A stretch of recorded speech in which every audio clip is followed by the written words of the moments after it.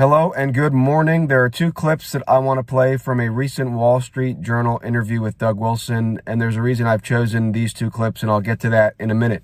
But first, just a general word on the importance of justice, the importance of God's law in the civil sphere. And if you want more on that, I encourage you to check out the latest episode of the Lancaster Patriot podcast. You can find that over at futureofchristendom.org.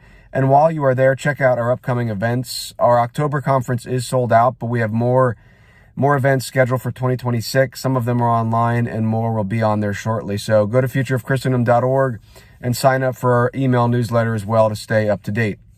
So a couple things on just, I guess, a brief word on justice. The Bible places a premium on justice and righteousness in the civil realm. And I mentioned this, as I said, on the latest podcast. Isaiah chapter 1, Proverbs 21, verse 3, righteousness, justice is more important to God than religious service, religious sacrifice, religious worship. And so a challenge to every church in America is if the church spends more time teaching on ecclesiology or worship or liturgy than it does on theonomy, which is God's law applied to the civil realm. Well, God's law for all of life, but one area that's often neglected is the civil realm. So if a church is teaching more on ecclesiology and religious service and religious worship than it is on justice, then something is off. There's something off with the priority list, because on God's priority list, justice and righteousness, justice being applied to a man and his neighbor, is more important than religious service. And I think that would be a good barometer, a good gauge of many, many churches in America regarding their priorities. Do their priorities line up with God's priorities?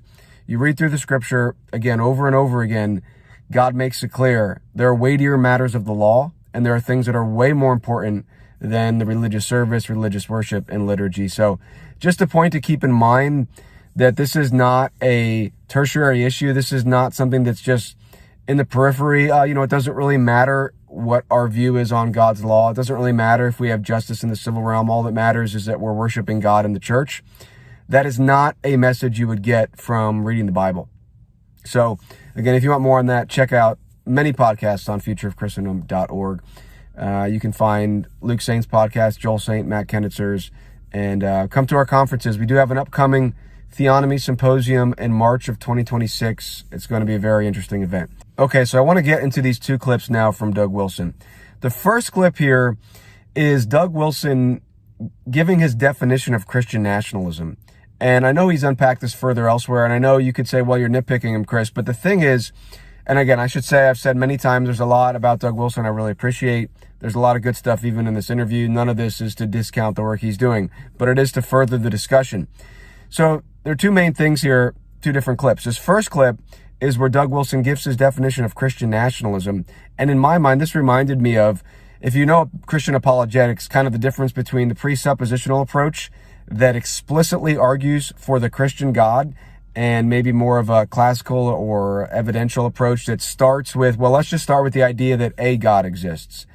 And what Doug Wilson says here to me sort of takes that discussion and puts it in the realm of the theonomic discussion, because Doug Wilson seems to say here, hey, Christian nationalism is just kind of arguing for this general concept that there needs to be a God, a transcendent grounding for society. So take a listen to this first clip. So what is Christian nationalism as you define it? Christian nationalism is the conviction that secularism is a failed project, and that no society can function or exist without a transcendental grounding. So Christian nationalism is the idea that a society needs God in order to function. Now, I know that Doug Wilson would argue for the Christian God. I'm not questioning that. But again, these statements matter. And our position when it comes to justice is not simply that, hey, a society needs a transcendent grounding in order for morality to make sense. Of course that's true. Of course it's true in the apologetic realm that there is a God. But as Christians, we are not simply arguing for a God, and we are not simply arguing for a transcendent grounding for civil society. We are arguing for the Christian God and his law. And so when you speak as a Christian, and especially Doug Wilson, a leader here who wants to be involved in political matters, and that's a great thing, I commend him for it.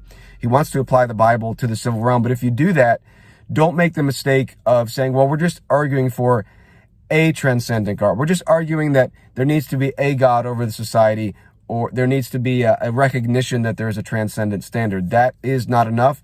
That is not the Christian approach to civics. The Christian approach is Jesus Christ is Lord, and here's what his law word says. Now, I know Doug Wilson will say that elsewhere, but this clip is just revealing to me, it sort of encapsulates his approach to the issue. Now, the second clip is even more specific, and I think it will add to this first one. This second clip, this is something that I've had conversations with people, and I've said something to the effect of, what Doug Wilson is arguing for is simply a return to 1950 or 1960 or 1860, whatever. Pick a year in the American history, and Doug Wilson is saying everything I'm arguing for is just going back to that. And I've critiqued that and said, if that's the position, then what you're saying is at some point in American history, we've been following God's law to the T. And people have pushed back and said, well, no, Doug Wilson's not saying that. He's not saying that. He just wants to go back to the past. And I said, well, I think he has been saying that.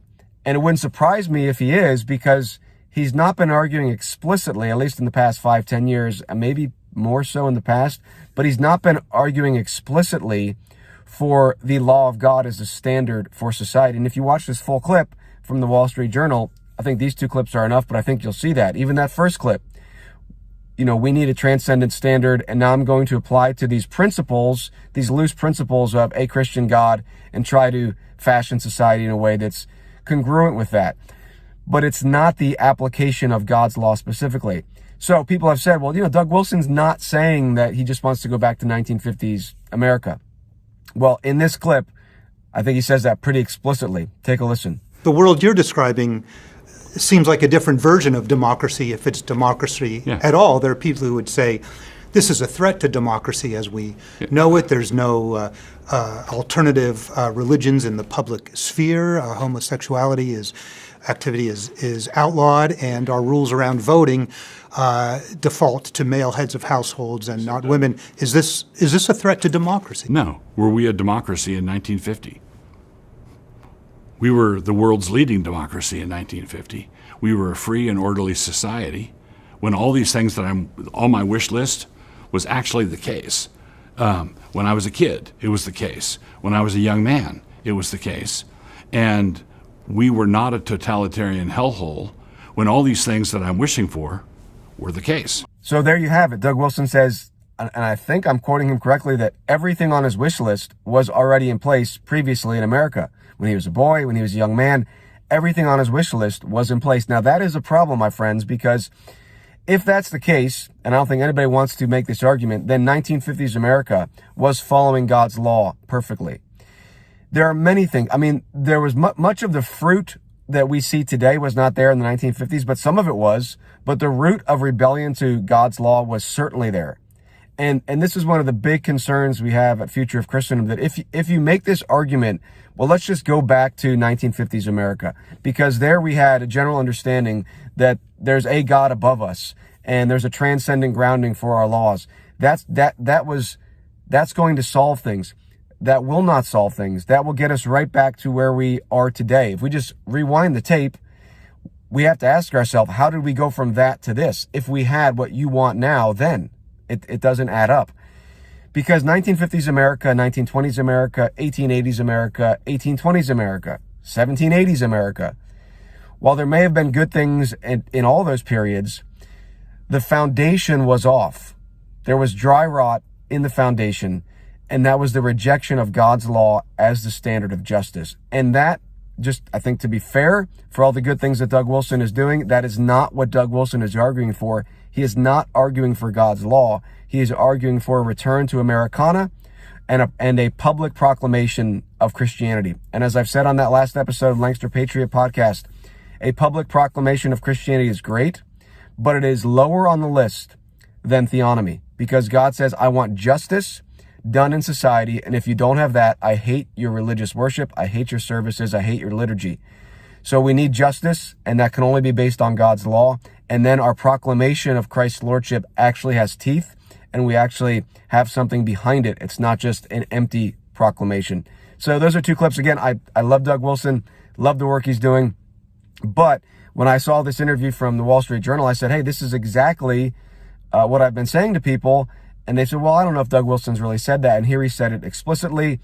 And I don't think he's ashamed of it. That's great. That's fine. But I think we should understand that what Doug Wilson is arguing for and what many Christian nationalists are arguing for is not the application of the Bible to the civil sphere. It is a return to 1950s America. It is a very vague and general claim that that we need to have a God, even the Christian God, as sort of the philosophical and logical foundation for a society. And of course, I agree with that. Philosophically, logically, if you don't have the true God behind a system, it is just vapid and has nothing. There's no substance to it, but that's not enough. God demands our obedience to the law that he's given us. And that should be what we're doing as Christians. As Christians, our claim is not simply that there's a God. Our claim is that there is the one true God, the triune God revealed in Jesus Christ, and he has given us all that pertains to life and godliness, including what we need to establish justice in society. That is a claim that Christians should be making, not general claims about a God and not claims that we need to go back to 1950s America. Please, let's not do that. Let's move forward and let's obey the law word of God. That's it for now. Again, if you want more, go to futureofchristendom.org. God bless and so long.